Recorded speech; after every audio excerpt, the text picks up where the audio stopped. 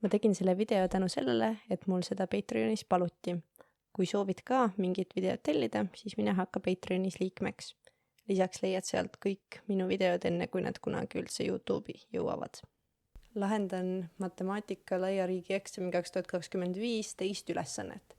Ja siin meil on antud võrratus, kus me näeme, et astmes, siin on aste ja siin on x, isegi mitu x-i ehk siis tundmatut.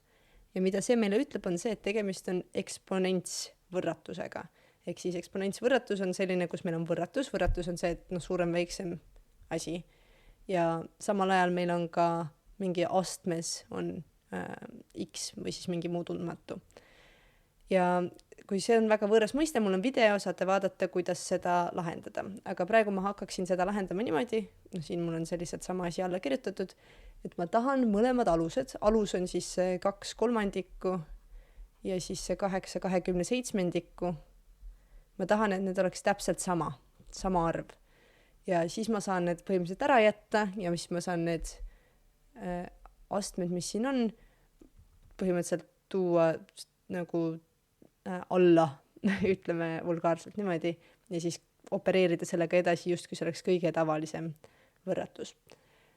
Kuidas ma nüüd seda teen? Ehk siis, kui ma vaatan siis 8/27, see on ju sama, mis kui ma võtan 2/3 ja see on 3. astmes.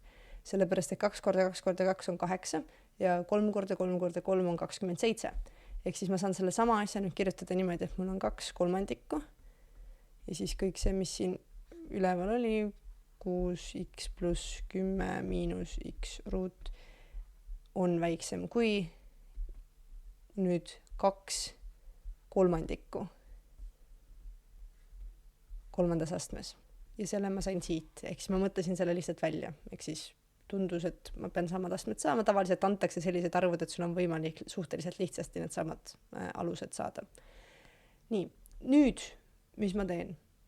Ma hindan, kas alus on väiksem või suurem kui 1. Sellepärast, et kui alus, mille ma tahan ära jätta, on 1 väiksem, ma pean selle märgi ümber pöörama. Ehk siis alus 2/3. 2/3 on väiksem kui 1, järelikult pööran märgi ümber.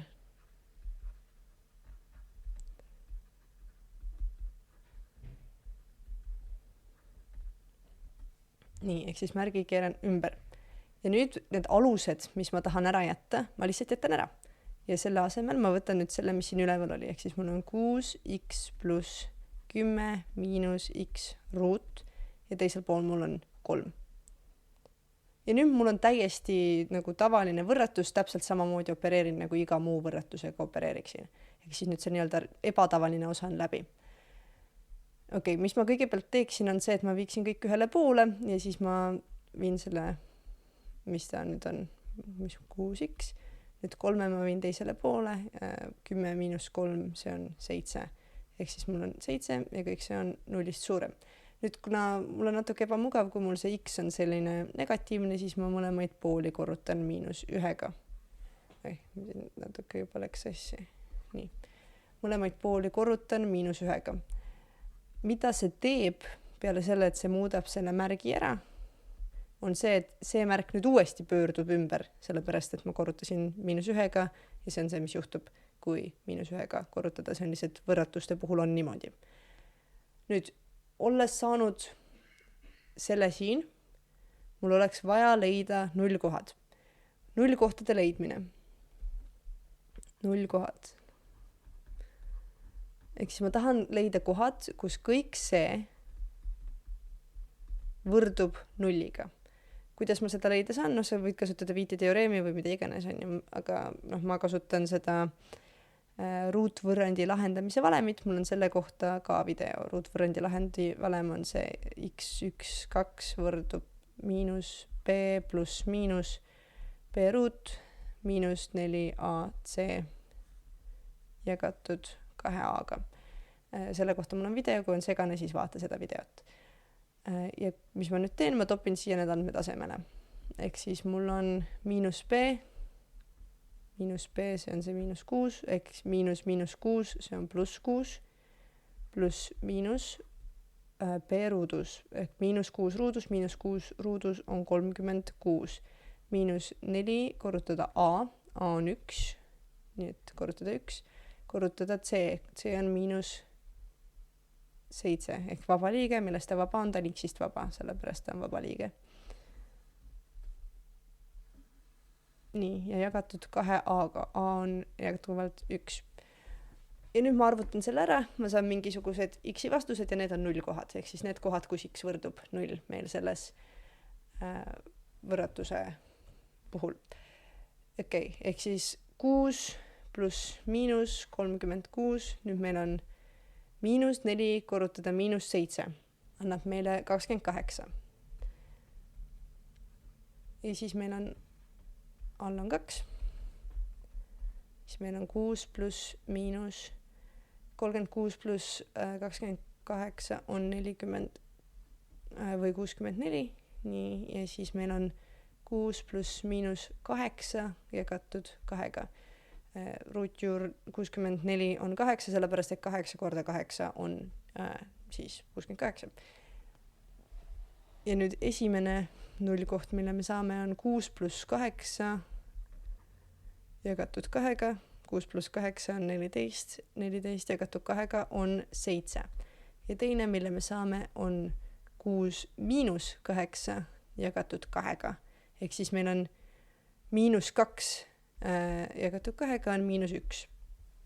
Nii, 0 kohad lõpuks käes. 0 koht 1 on siin, 0 koht 2 on siin. Ja nüüd me teeme seda, ma teen nüüd selle siia üles nurka, sellepärast et siis on näha teist infot ka. Nii, nüüd me kirjutame, siia teeme selle telja, see on see X. Ja siia paneme, märgime need 0 kohad ära, ja meil on -1 ja meil on 7. Need on need 0 kohad, mis me saime. -1 ja 7. Need me leidsime. Ja nüüd me nagu tavaliselt vaatame, kuidas me selle joone nüüd tõmbame. Ehk siis meil on see võrratus. Me näeme, et X on positiivne, see tähendab, et me alustame ülevalt paremalt nurgast. Siis me lähme läbi nende. Nii, siin on plussid, siin on miinus. Nii, ja nüüd, mida me otsime? Me teame, et kõik see asi on väiksem 0-st, ehk siis vastus peab olema väiksem 0-st. Kus see graafik on väiksem 0-st, on siin osas. Siis me näeme, et ta on siin all. Ehk siis, mis me vastuseks saame, on see, et nüüd ma kirjutangi vastuse. X kuulub hulka -1-st 7-ni. Ehk siis X on kõik need arvud siin. Ja see on vastus sellele kõige esimesele võrratusele, mis meil siin oli. Või see on seesama võrratus, lihtsalt me pidime vahepeal teda nagu normaalsemasse kujusse peksma, et me saaksime seda lahendada. Ma tegin kanalile Discordi lingi leiate video kirjeldusest või YouTube'i kanali kirjeldusest.